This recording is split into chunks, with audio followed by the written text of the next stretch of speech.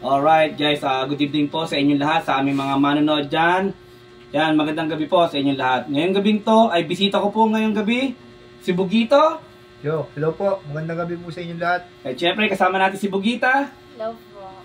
Yan, ito po ang Buhay Vlogger segment episode 4. Okay, magkakaroon po tayo dito ng mga katanungan para sa ating mga bisita for tonight, no? Yan, sige. Okay. Umpisahan po natin kay Bugito. Yes. Okay, boss, ano ba itatawag sa'yo? Boss, Bugito, idol? Bugito. Si Bugito na lang. Bugito. Yes.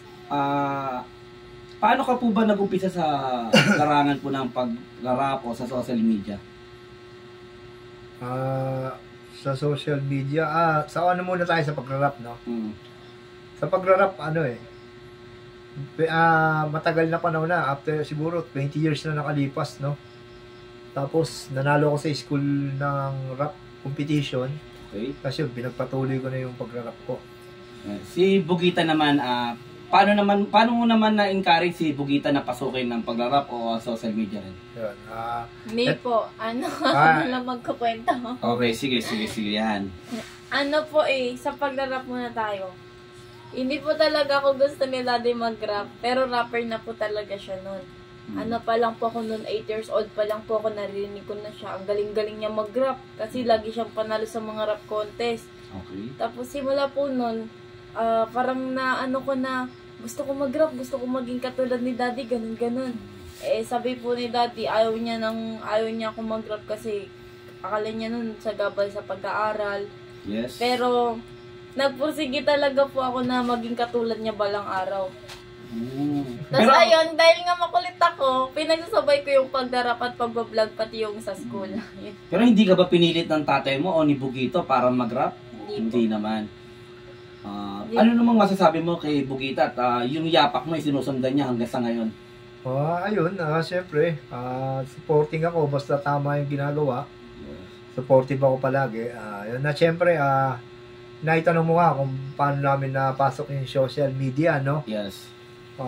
Siyempre, ang nag-ano sa amin nito, social media na to, ang naghikayat talaga sa amin nito, walang iba kundi si Saito Canon. Si Saito, palakpakan tayo dyan. Siyempre, idol natin yan si Saito. Okay, pagpatuloy mo. Yun, ayun na nga, kung walang Saito Canon, siguro wala pa rin kaming channel ngayon. Okay. Hindi kami nagkaroon ng YouTube channel. Siyempre, nahikayat din talaga yung social media na yan mula nung nag-viral ako sa Facebook doon sa nagiinuman. Maraming salamat sa suporta na yun. Okay. Ngayon ba at sa Canon noon, ano bang pinagkaiba noon sa ngayon para sa'yo? Ay nako, yung tulong ng social media sa akin, sa amin, sa pamilya ko. Ang pinagkaiba, noon, hindi po pwedeng hindi ako mapawisan. Bago kami makakain, kailangan mapawisan muna ako sa paghahanap buhay. Okay. Ngayon, kahit sa awa ni Lord, nasa bahay lang, nagtulog lang, o basta nagbablog-vlog lang kami, nakakain kami ng maayos at nakakaginhawa sa awa ni Lord. Yun. Ibig ko sabihin na ngayon mas talagang nakakatulong sa iyo yung social media ngayon itong taon na to para sa iyo. Yes, opo.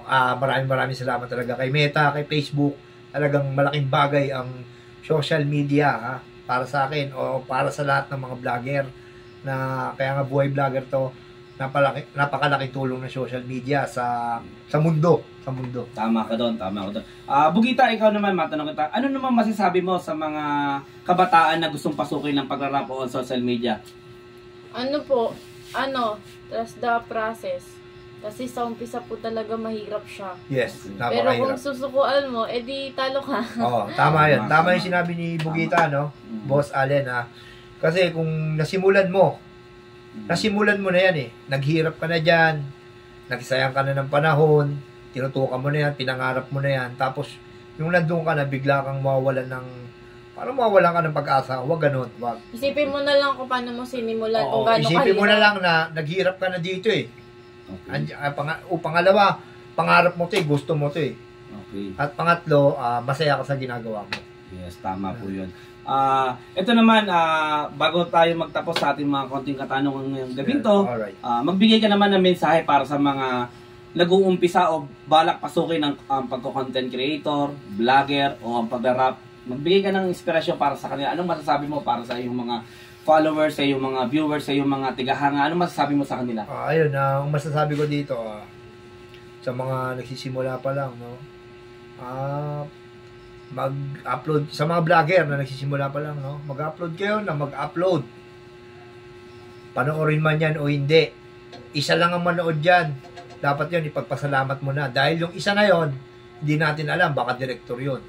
Hindi natin alam, baka producer yun. Yes, tama. Hindi natin alam, baka nagustuhan ka nun na isali ka sa TV show o kung saan-saan pa man, di ba?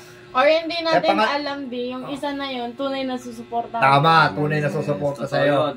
At pangalawa, syempre, kung magbablogger ka o nagsisimula ka mag-vlogger, kung magbablogger ka talaga, huwag mong susukuan yan. Kasi kung susukuan mo yan, huwag ka na mag-vlogger. Okay, ito pa, pahabol na tanong. Okay. Ano namang masasabi mo doon sa mga taong bumabati ko sa'yo? Sa inyo, ni Mick, ni Bugito, meron ba? Meron ba mga bumabati ko sa inyo? Meron ba mga basher din? Okay. Kahit pa paano? Okay. May masasabi, ano bang masasabi mo sa kanila? Yan, sa akin naman yung sa mga bumabati ko sa akin, sa ngayon wala na. Sa awa ni Lord, wala na bumabati ko. Puro good comment na yung nababasa ko. Sarap sa pakiramdam. Maraming salamat po sa inyo. Dahil kayo po yung nagbibigay sa akin na dapat idiretso ko itong ginagawa ko. Dahil nakikita ko yung mga comment, masaya ako pagka may nababasa ako doon na masaya yung nakakapanood ng mga video namin. At yun, syempre sa mga bumabati ko sa amin noon, ayun, sana kung ano man ako noon, at eto na ako ngayon, ang masasabi ko lang doon sa bumabati ko noon na sana wag po kayong manghusga ng tao dahil hindi, ano po yun, nakakasakit man, pero malaking bagay pa din. Malaking bagay pa rin kasi ayun siguro yung mga pagsubok na tinatawag na kasama yun sa buhay. Kasama sa buhay natin yun, yung mga batikos din. No? Diyan tayo masusubukan kung hanggang saan tayo katatag sa ating ginagawa. Kaya... At syempre, ayun, at sa lahat ng bumabati ko, syempre, kung wala kayo, wala kami dito. Wala kayong pakialam sa amin. Siguro, kaya nyo kami binabati ko dahil may pakialam kayo. Nakanood kayo ng video. Yes, isang sa madaling salita, nakasuporta pa rin kayo sa video namin. Kasi napakahalaga ng bawat isang viewers ng video namin ay napakahalaga po sa amin. Kaya maraming salamat po. Yes. Mick, anong masasabi mo naman sa mga followers mo, sa sumusuporta sa'yo? Magbigay ka ng mensahe para sa mga followers mo. Wala po, hanggat nabubuhay kami, maglalabas kami ng mga content at rap. Okay, yan. Hanggat kaya. Hanggat kaya. Okay, maraming salamat po sa aking bisita for tonight. Si Bugito, si Bugita, maraming salamat sa iyo, Idol. Yan, maraming salamat din po, Boss Allen, sa pag-invite sa amin dito. Yes. At syempre, pwede po mag-promote. Yes, syempre. Promote na kayo. Ayun, promote nyo po yung Facebook page ko. Bugito, type nyo lang po sa Facebook, Bugito. Alright. And syempre, pinapromote ko po yung pag mag-opening na bar ni Boss G, ayan. Yes. Genuine South Living. yes, Bar. abangan nyo po yun. Dito po sa Barangay Saranlupa lang.